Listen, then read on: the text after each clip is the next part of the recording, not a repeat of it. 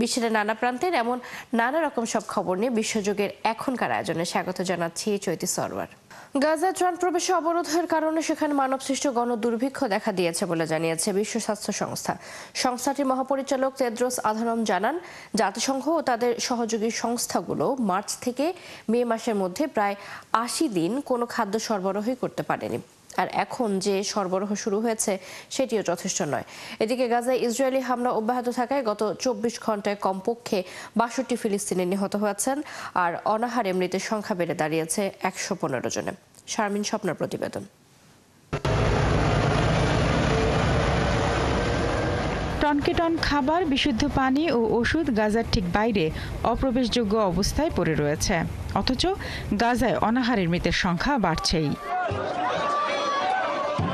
গাজার স্বাস্থ্য মন্ত্রণালয় জানায়, ২০২৩ সালের অক্টোবরে গাজার বিরুদ্ধে ইসরায়েলের যুদ্ধ শুরু হওয়ার পর থেকে ১১৫ জন ফিলিস্তিনি অনাহারে মারা গেছেন, যার মধ্যে অনেক শিশু রয়েছে।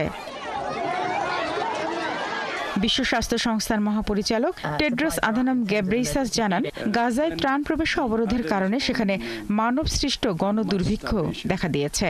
তিনি জানান, জাতিসংঘ ও তাদের সহযোগী সংস্থাগুলো মার্চ থেকে মে মাসের মধ্যে প্রায় ৮০ দিন কোনো খাদ্য সরবরাহই করতে পারেনি এবং এখন যে সরবরাহ শুরু হয়েছে সেটিও যথেষ্ট নয়। গাজায় চরম খাদ্য সংকট নিয়ে সতর্কতা জানিয়েছে শতাধিক আন্তর্জাতিক ত্রাণ সংস্থাও। পরিস্থিতি চরম সংকটজনক বলে জানায় সংস্থাগুলো। অক্টোবর ২০২৩ থেকে গাজার নিয়ন্ত্রণে থাকা ফিলিস্তিনি সশস্ত্র গোষ্ঠী হামাসের সঙ্গে ইসরায়েলের যুদ্ধ শুরু হওয়ার পর গত মার্চে ইসরায়েল গাজায় সব ধরনের সরবরাহ সম্পূর্ণ বন্ধ করে দেয়। মে মাসে অবরোধ আংশিকভাবে তুলে নেওয়া হলেও সেখানে কঠোর বিধিনিষেধ আরোপ করা হয়। যদিও ইসরায়েলের দাবি, তারা গাজায় যথেষ্ট ত্রাণ সরবরাহের অনুমতি দিয়েছে, আর হামাস মানবিক বিপর্যয়ের জন্য দায়ী বলে দাবি করে ইসরায়েল। শারমিন স্বপ্না, ৭১। কাতারের রাজধানী দোহাতে যুদ্ধবিরতির জন্য যাওয়া আলোচনাকারী দলকে ফিরিয়ে এনেছে ইসরায়েল। ইসরায়েলি প্রধানমন্ত্রী বেনিয়ামিন নেতানিয়াহুর দপ্তর জানিয়েছে, হামাসের নতুন প্রস্তাব সম্পর্কে আরও পরামর্শ করার জন্য আলোচকদের ফিরিয়ে আনা হয়েছে। হামাস জানায়, ইসরায়েলের কারণেই যুদ্ধবিরতি করা সম্ভব হচ্ছে না। এদিকে মধ্যস্থকারী হিসেবে দেশগুলো জানিয়েছে, হামাসের দেওয়া নতুন প্রস্তাবটিকে তারা এখনো পর্যন্ত সবচেয়ে ইতিবাচক প্রস্তাব হিসেবে দেখছেন। হামাসের নতুন প্রস্তাবে বলা হয়েছে, অস্থায়ী যুদ্ধবিরতি হবে ৬০ দিনের। এই সময়ের মধ্যে দুই পক্ষ স্থায়ী যুদ্ধবিরতিতে রাজি না হতে পারলেও যুদ্ধ শুরু করা যাবে না। ফ্রান্সের প্রেসিডেন্ট ইমানুয়েল ম্যাক্রন ঘোষণা দিয়েছেন, আগামী সেপ্টেম্বরে তার দেশ জাতিসংঘের সাধারণ পরিষদে ফিলিস্তিনকে রাষ্ট্র হিসেবে স্বীকৃতি দেবে। স্থানীয় সময় মঙ্গলবার রাত ১১টার দিকে এক্সে দেয়া এক পোস্টে তিনি এই ঘোষণা দেন। ম্যাক্রো পোস্টে লেখেন, মধ্যপ্রাচ্যে ন্যায়সঙ্গত ও স্থায়ী শান্তির ঐতিহাসিক প্রতিশ্রুতির প্রতি বিশ্বস্ত থেকে তিনি ফিলিস্তিন রাষ্ট্রকে স্বীকৃতি দেওয়ার সিদ্ধান্ত নিয়েছেন। ম্যাক্রো জানান, ফরাসিরা মধ্যপ্রাচ্যে শান্তি চায়। এদিকে ম্যাক্রনের এই ঘোষণার পর ইসরায়েলি প্রধানমন্ত্রী বেনিয়ামিন নেতানিয়াহু সোশ্যাল মিডিয়া পোস্টে এই সিদ্ধান্তের নিন্দা করেন। আর ইসরায়েলি প্রতিরক্ষা মন্ত্রী কাটস এই সিদ্ধান্তকে অপমানজনক এবং হামাসের খুনিদের প্রতি উৎসাহ বলে অভিহিত করেন। অন্যদিকে ফিলিস্তিনের ভাইস প্রেসিডেন্ট হুসেইন আল শেখ এই ঘোষণার পর এক পোস্টের মাধ্যমে ম্যাক্রনকে ধন্যবাদ জানান। ইউরোপের বৃহত্তম ইহুদি ও মুসলিম সম্প্রদায়ের আবাসস্থল ফ্রান্স ফিলিস্তিন রাষ্ট্রকে স্বীকৃতি দেওয়ার জন্য প্রথম প্রধান পশ্চিমা দেশ হয়ে উঠবে, যা সম্ভবত ছোট দেশগুলো দ্বারা প্রভাবিত একটি আন্দোলনকে আরও গতি দেবে, যারা সাধারণত ইসরায়েলের সমালোচনা করে। ইসরায়েলের পার্লামেন্টে নেসেটে জর্ডান সহ পুরো অধিকৃত পশ্চিম তীর ইসরায়েলের সাথে সংযুক্ত করার বিষয়ে একটি প্রস্তাব পাশ হয়েছে। প্রস্তাবের ভাষ্য অনুযায়ী ফিলিস্তিন রাষ্ট্রের ধারণা নেসেটের আলোচ্য সূচি থেকে সরিয়ে দেওয়া হয়েছে।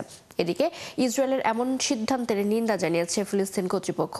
এই প্রস্তাবটির পক্ষে ৭১টি ভোট পড়েছে আর বিপক্ষে ভোট পড়েছে ১৩টি। এদিন নেসেট চেয়ারম্যান আমির ওহানা বলেন, পশ্চিম তীর তাদের ভূখণ্ড ও বাড়ি, তাই পরিকল্পনাটি বাস্তবায়িত হলে ইহুদিদের মাতৃভূমিতে ফেরার স্বপ্ন পূরণ হবে বলে জানান তিনি। এদিকে ইসরায়েলের এই পদক্ষেপের নিন্দা জানিয়েছে ফিলিস্তিনি পররাষ্ট্রমন্ত্রী আহমেদ আল দিক বলেন, পশ্চিম তীরে প্রতিদিনই ধাপে ধাপে দখলদারিত্বের মাত্রা বৃদ্ধি পাচ্ছে, যেটি গুরুতর অপরাধ। গাজায় যা চলছে সে ভবিষ্যতের দিকে এগিয়ে যাচ্ছে পশ্চিম তীরও। সিরিয়ার উত্তর পশ্চিমাঞ্চল ইদলিব প্রদেশে বিস্ফোরণে অন্তত 6 জন নিহত হয়েছেন এবং আহত শতাধিক। এছাড়া ধ্বংসস্তূপের নিচে আটকে পড়েছেন অনেকে। তাদের উদ্ধারে কাজ চলছে বলে জানিয়েছে দেশটির সিভিল ডিফেন্স। তবে ঠিক কী কারণে বিস্ফোরণ ঘটেছে তা তাৎক্ষণিকভাবে স্পষ্ট নয়। সিরিয়ার জরুরি ও দুর্যোগ ব্যবস্থাপনা মন্ত্রী রায়েদ আল সালেহ সামাজিক মাধ্যম এক্সে একটি পোস্ট করে বলেন, দেশটির সিভিল ডিফেন্স দলগুলি বিস্ফোরণের ঘটনাস্থলে ছুটে গেছে এবং বিপজ্জনক ও জটিল পরিস্থিতিতে কাজ করছে। এই মাসে এই অঞ্চলে এটি তৃতীয় বিস্ফোরণ। এর আগে কাফরিয়া ও আলফুয়া অঞ্চল দুটিও বিস্ফোরণে কেঁপে ওঠে। সিরিয়া 14 বছরের গৃহযুদ্ধ পরবর্তী পুনর্গঠনের অংশ হিসেবে সৌদি আরব 6.4 বিলিয়ন মার্কিন ডলারের বিনিয়োগের ঘোষণা করেছে। বৃহস্পতিবার সিরিয়ার রাজধানী দামেস্কে অনুষ্ঠিত এক অর্থনৈতিক সম্মেলনে এই ঘোষণা দেন সৌদি বিনিয়োগ মন্ত্রী খালিদ আল ফালি। আল ফালি জানান, সম্মেলনের সময় মোট 47টি চুক্তি সই হবে এবং এতে অংশ নিচ্ছে 100টিরও বেশি কোম্পানি। এছাড়া সম্মেলনে সৌদি সিরিয়া ব্যবসায়ী পরিষদ গঠনেরও ঘোষণা দেওয়া হয়। এদিকে এই বিনিয়োগকে সিরিয়ার অন্তর্বর্তীকালীন প্রেসিডেন্ট আহমেদ আল শারার সরকারের প্রতি সৌদি আরবের দৃঢ় সমর্থনের প্রতীক হিসেবে দেখছে বিশ্লেষকরা। সম্প্রতি সিরিয়ার দক্ষিণ পশ্চিমাঞ্চলে আবারও গোত্রীয় সহিংসতা ছড়িয়ে পড়েছে, যার প্রেক্ষাপটে এই বিনিয়োগ শারার প্রশাসনের জন্য বড় সহায়তা। বিতর্কিত সীমান্ত নিয়ে থাইল্যান্ড ও কম্বোডিয়ার মধ্যে বিরোধ চরম আকার ধারণ করেছে। এরই মধ্যে দুই দেশের মধ্যে সামরিক সংঘাতে মারা গেছে 12 জন। দুই পক্ষই সংঘর্ষ শুরুর জন্য একে অপরকে দায়ী করছে। তবে এই বিরোধ নতুন কিছু নয়, এর শিকড় শত বছরে পুরনো। ফরাসি ঔপনিবেশিক শাসনামলে কম্বোডিয়ার সীমানা নির্ধারণের সময় থেকেই চলছে এই বিরোধ। বিস্তারিত শারমিন স্বপ্নার প্রতিবেদনে। দীর্ঘদিনের সীমান্ত বিরোধকে কেন্দ্র করে থাইল্যান্ড ও কম্বোডিয়ার মধ্যে সংঘর্ষ ছড়িয়ে পড়েছে। কিন্তু এই সংঘর্ষ ও কূটনৈতিক সম্পর্কের অবনতির পেছনে রয়েছে একাধিক ঘটনার ধারাবাহিকতা। 508 মাইল দীর্ঘ একটি স্থল সীমান্ত ভাগ করে নিয়েছে থাইল্যান্ড ও কম্বোডিয়া, যা মূলত 19 শতকে ফরাসি ঔপনিবেশিক শাসনের সময়ে চিহ্নিত করা হয়। আর দীর্ঘ এই স্থল সীমান্তের বিভিন্ন অংশে সার্বভৌমত্বের দাবি নিয়ে বারবার দ্বন্দ্বে জড়িয়েছে এই দেশ দুটি। 2008 সালে এই বিরোধ আনুষ্ঠানিকভাবে উত্তেজনায় রূপ নেয়। সে সময় কম্বোডিয়া তাদের সীমানায় অবস্থিত 11শো শতাব্দীর একটি প্রাচীন মন্দিরকে ইউনেস্কোর ওয়ার্ল্ড হেরিটেজ সাইট হিসেবে স্বীকৃতি দেওয়ার চেষ্টা করে। থাইল্যান্ড তখন তীব্র প্রতিবাদ জানায়, কারণ মন্দিরটি একটি বিতর্কিত অঞ্চলে অবস্থিত। এরপর থেকে দুই দেশের মধ্যে মাঝে মাঝেই সংঘর্ষ হয়, যাতে উভয় পক্ষের সেনা এবং সাধারণ মানুষ নিহত হয়। তবে সাম্প্রতিক উত্তেজনা বাড়ে এ বছরের মে মাসে। সে সময় সংঘর্ষে এক কম্বোডিয়ান সৈন্য নিহত হওয়ার পর দুই দেশের সম্পর্ক এক দশকের মধ্যে সবচেয়ে খারাপ পর্যায়ে পৌঁছে। এরপর থাইল্যান্ড ও কম্বোডিয়া একে অপরের বিরুদ্ধে বিভিন্ন সীমান্ত নিষেধাজ্ঞা জারি করে। কম্বোডিয়া থাইল্যান্ড থেকে ফলমূল ও শাকসবজি আমদানি বন্ধ করে এবং বিদ্যুৎ ও ইন্টারনেট সেবাও নেওয়া বন্ধ করে। বিশ্লেষকদের মতে এই উত্তেজনা নিরসনে আঞ্চলিক কূটনৈতিক উদ্যোগ জরুরি, নইলে দুই দেশের মধ্যে নতুন করে রক্তক্ষয়ী সংঘর্ষের আশঙ্কা থেকেই যায়। শারমিন স্বপ্না, 71।